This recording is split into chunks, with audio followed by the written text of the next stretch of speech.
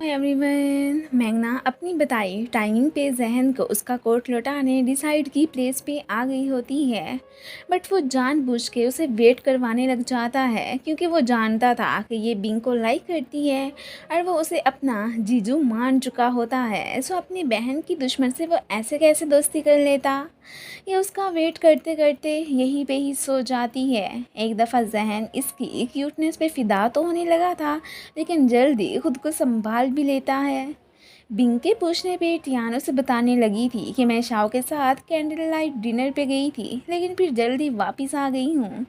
Bing को भी शरारत सूझती है। वो कहने लगता है कि तुमने शाओ के साथ अच्छा नहीं किया, तभी तो फिर तुम्हारा उसके साथ रिलेशन आगे बढ़ ही नहीं रहा है। वो अब जल्दी से उसके क्लोज आके बैठता है एंड लव लेसन्स भी देने लगता है कि नेक्स्ट टाइम शाओ से प्यार से बात करना, उसके साथ अच्छा सा टाइम स्पेंड करना वगैरह वगैरह। ये सुन के तो टियान मन में यही सोचने लगती है कि इसे बड़ा पता है लव का, ज़रूर बहुत सारी लड़कियों को डेट कर ही चुका होगा। अगले सीन में हमें पूरी टीम को मैच के हवाले से गॉसिप्स करते दिखाया जाता है। सभी टियान को दूसरे कॉलेज के कैप्टन का बताने लगते हैं कि जो कि बहुत ही शातिर था, आज तक उससे कोई भी नहीं जीत पाया। इवन के लास्ट टाइम उनके सीनियर्स भी उससे हार ही गए। वेलियान तो अभी तक अपसेट था और यहाँ पे हमें पता चलता है कि वो कैप्टन कोई और नहीं बल्कि इसी का बड़ा भाई है। टियान रात को जब वेलियान के बारे में बिंग से बात करती है तो वो बहुत जेलस फील करने लगा था कि तुम प्लीज़ दूसरों को छोड़ के जस्ट अपनी ही केयर करो, और फिर उससे नाराज़ होकर सोने भी लग जाता है। इधर वेलियान अपने भाई को लेके ही सोच रहा था। बचपन से लेके आज तक वो उससे डरता आया है। सब बच्चे हमेशा उसे ये कह के बुली किया करते थे कि तुम्हारा भाई कितना स्ट्रॉन्ग और ब्रेव है और तुम उसके सामने कुछ भी नहीं। यही एक डर था जो कि वेलियान ने अपने सर पे सवार किया होता है। अब इसे परेशान देख के मियाओ इसे मोटिवेट करने आती है। अब की बार इसने अपने भाई से जीतने का फैसला कर ही लिया था कि बहुत जी लिया मैंने उससे डर के। फाइनली इनके मैच का दिन आ गया था। दोनों टीमें आमने सामने होती हैं। बिंग इंजर्ड होने की वजह से टीम में शामिल नहीं हो सका था, सो वो दूर खड़ा फिर इन्हें देखने लग जाता है। इनका कंपटीशन स्टार्ट।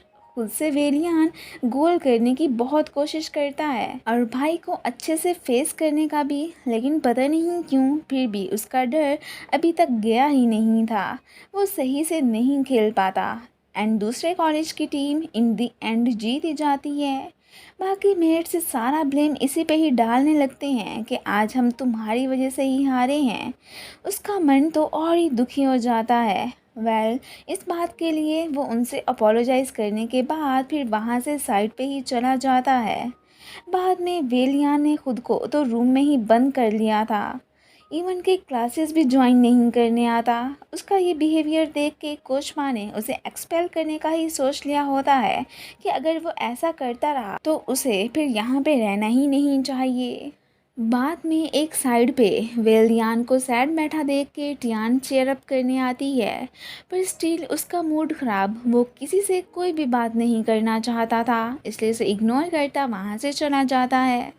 ये बिंग को अपने दोस्त के लिए कुछ करने को कहती है कि तुम्हें उसकी ज़रा भी परवाह नहीं है। इवन कि उस पर ज़्यादा सारा गुस्सा भी कर गई थी। इस सारी बात का उसने श्याओ को भी बता दिया था। दोनों जिस रेस्टोरेंट में बैठी होती हैं वहीं पे उनकी नज़र कैप्टन शैन और मियाओ पे पड़ती है। अब उसे पता चल जाता है कि मियाओ, वेलियान और शैन बहन भाई हैं। ये तो वेलियान को लेके बुरा भला ही कहने लग गया था। अब ये बात टियान को अच्छी नहीं लगती। वो इसे अपने साथ एक मैच खेलने का चैलेंज करती है। अगर तुम मुझसे हारे तो तुम्हें अपने रूड बिहेवियर की वजह से सॉरी बोलनी होगी। बाद में खुद ही हैरान कि ये मैंने क्यों कह दिया उसे। रात को बिंग के पास आके वो सामने वाले प्लेयर की कमज़ोरी कैसे जान पाई के आइडियाज़ मांगती है। वो हैरान कि इसे क्या हो गया है। जस्ट इसे खुद को स्ट्रॉन्ग बनने के लिए कहता है कि अगले की वीकनेस जानने की ज़रूरत ही ना पड़े। पूरे टाइम पे शैन फिर मैदान में रेडी होके उधर ही आया था। अब क्या वाकई में वो टियान के चैलेंज करने पे आ गया था? ऐसा बिल्कुल भी नहीं है। अब ये क्यों और कैसे आया वो हमें थोड़ी देर में ही पता चल जाएगा। दोनों में कांटेदार मुकाबला स्टार्ट हो जाता है। म्याओ जल्दी से इस सारी बात का जाके वेलियान को बता देती है कि तुम्हारा दोस्त उधर शैन से मैच खेल रहा है, तो तुम जल्दी से वहाँ पे पहुँचो। टियान तो फिर खेलते खेलते गिर जाती है। इतने में वेलियान उसे देखने आ चुका था। वो अब इसकी जगह पे खुद ही शेन से खेलने का सोचता है। अब की बार फिर से वो इससे बुरी तरह हार जाता है। यहाँ पे शेन, जो कि कभी उसे भाव ही नहीं देता था, अचानक ही उठाने के लिए अपना हाथ आगे बढ़ा के कहता है कि माना, तुम्हारी स्किल्स बहुत ही वीक हैं, पर तुम बहुत लकी हो कि तुम्हें दो अच्छे दोस्त मिले। वो हैरान कि टियान की ये बात करे तो बनता है, पर दूसरा कौन सा दोस्त मेरा। अब मियाओ से इनको मालूम होता है कि शेन तो टियान के कहने पे बिल्कुल भी मैच खेलने नहीं आने वाला था। पर जैसे ही बिंग को इस बात का पता चला, उसने शेन को चैलेंज करके मैच खेला कि अगर वो उससे हारेगा तो उसे टियान से मैच खेलने जाना पड़ेगा। सो ऐसा ही हुआ। ये सुन के तो टियान एकदम शौक ही रह जाती है कि मैंने पहले ऐसे ही खामखा में उसे बातें सुना दी। रूम में वो बिंग को मनाने पहुंच आई होती है। अब आगे से वो भी वैन बिंग था, अपने खूब नखरे दिखाता है। खैर, इसकी हरकतें देख के मान ही गया था। तभी जैसे ही वे डोर ओपन करता है तो इनकी घिस हो जाती है। दोनों डोर के पीछे ही जो खड़े थे। इसके बाद तो यहाँ पे बिंग को वेलियान का चेहरा क्लियरली दिख रहा होता है। सो ये शौक कि क्या ये टियान से किस करने की वजह से ही ऐसा हुआ है। बाद में उसे फिर से सब कुछ धुंधला ही दिख रहा था। अब इस बात का पता चलाने के लिए वो फिर से टियान को किस करने के प्लान्स बनाने लगता है। टियान तो हर हाल में वेलियान को एक्सप्लेन करना चाहती थी कि कहीं वो उसके और बिंग के रिलेशन को लेके गलत ही ना समझ ले। सो दोनों को ही वो एक रेस्टोरेंट में बुलाती है। पहले तो बिंग को इशारे करके किसके बारे में उसे खुद ही वेलियान को एक्सप्लेन करने को बोलती है। वो इसकी बात बिल्कुल भी समझ नहीं पा रहा होता।